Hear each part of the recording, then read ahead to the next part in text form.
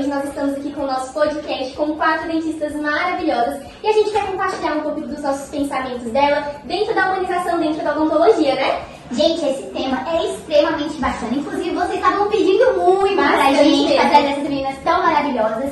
E ele fala sobre como o atendimento clínico vai muito além dos procedimentos. Mas, na verdade, ele se refere também ao acolhimento, à empatia e, na verdade, à humanização. E é sobre isso que essas meninas maravilhosas vão falar sobre isso com a gente hoje. Exatamente. Eu vou pedir pra vocês se apresentarem primeiro pro nosso público, tá? Podem começar. Boa noite, eu sou a doutora Lara Valente, sou especialista em endo. Boa noite, meu nome é Ana Valesca e eu sou especialista em odontopediatria. Boa noite, meu nome é Emily Rainer, eu sou especialista de bucomaxilo e estou nessa especialidade há mais de 5 anos. Boa noite, meu nome é Camila e a minha especialidade é dentística. E aí, meninas, eu quero que vocês contem agora pra gente um pouquinho do que vocês acham dessa parte da empatia, do acolhimento dentro do consultório, porque a gente sabe que tem dentista que, infelizmente, ainda não procura trazer esse conforto ao paciente, né? Quero saber do ponto de vista de vocês, como que vocês lidam com o paciente ansioso dentro do consultório, como que é? Giovana, justamente, a gente atende muitos pacientes. Infelizmente, a ansiedade é algo que está acontecendo bastante. Sim. E quando a gente fala de odontologia, isso surge de uma forma mais eminente. Por quê? É uma experiência ruim, às vezes é um trauma na infância, e só de ouvir aquele barulho, só de pensar em ir ao dentista, já torna algo... surge um medo, né? Justamente. A Ana Vanessa vai poder falar com mais propriedade, porque a gente vê isso desde a infância. Às vezes os próprios pais passam essa ansiedade para os filhos, não levam, às vezes não tem a devida orientação, e aí acontece chegando para mim. Chegando para resolver os problemas lá. Então a gente precisa bastante acolher esses pacientes, precisamos escutá-los. Escutar além da dor, além da questão do que está acontecendo naquele momento. Mas escutar por que ele tem aquela angústia, pegar na mão, explicar o que é cada procedimento, mostrar.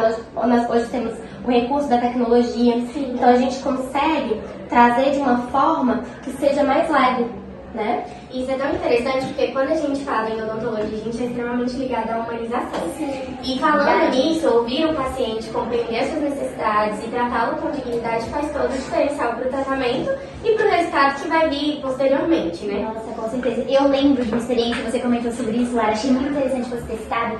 Eu mesma, quando criança, sofria muito em relação à pressão e eu tinha medo mesmo de ir ao dentista, era um trauma. E isso vai alimentando, né, dentro da gente, pra ajudar, só passando mesmo por um profissional que trate a gente com humanização, né, gente? É verdade mesmo. E ressaltando o que a Fernanda falou, eu também. Eu fui passar a frequentar e ter tratamento com dentista depois de 17 anos. Eu não também havia muito trauma durante a minha infância.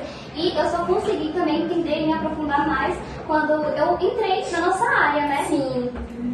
Mas ela tem mais propriedade também pra falar isso pra gente, né? Me conta qual a sua postura dentro do consultório quando a mãe chega ali um pouco nervosa, já com a criança, querendo tomar uma postura mesmo dentro do atendimento. O que você costuma fazer? Uma dica também para as mães terem uma postura antes de levarem os filhos também ao dentista, pra criança já chegar mais tranquila também, né? E muita gente comenta, né, nos comentários, né, Gil, em relação a isso, a comunidade e tudo mais, por isso que foi tão importante a gente trazer Exatamente. vocês pra cá. Sim, já lá. Gente, assim, é muito complicado porque as mães, eu acho que muitas mães têm mais medo do que os filhos. Eu falo com Nossa, nossa, é verdade. Quando eu ia no dentista, quando eu era pequena, a minha mãe, ela, tipo assim, já tampava o olho com medo do dentista arrancar um dente, fazer alguma coisa do tipo.